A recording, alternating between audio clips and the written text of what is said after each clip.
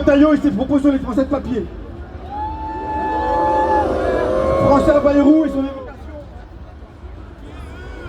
d'un sentiment de submersion migratoire.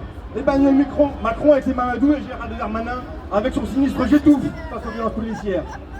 Toutes ces voies politiques nourrissent directement un climat de haine et de stigmatisation qui permet au racisme de prospérer impunément au sein même des institutions. On assiste au retour des heures les plus sombres de l'histoire française, dont l'illustration parfaite est la circulaire Retailleau.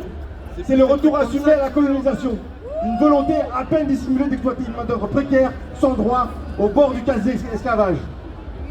Aujourd'hui, ensemble, nous disons stop à ces injustices, stop aux violences d'État. Nous exigeons l'abrogation immédiate de la loi 435-1, ce permis de tuer qui légalise l'arbitraire.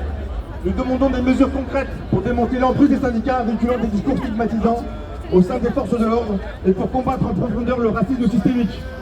Nous réclamons justice, égalité et dignité pour toutes, sans exception. Restons solidaires, déterminés et inflexibles face à ces dérives racistes et autoritaires.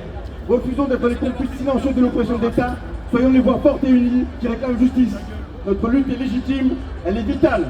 Elle porte l'espoir de celles et ceux qui refusent la justice, de toutes celles et ceux qui n'ont plus de voix. Rejoignez-nous à Stop aux violences d'État sur Instagram.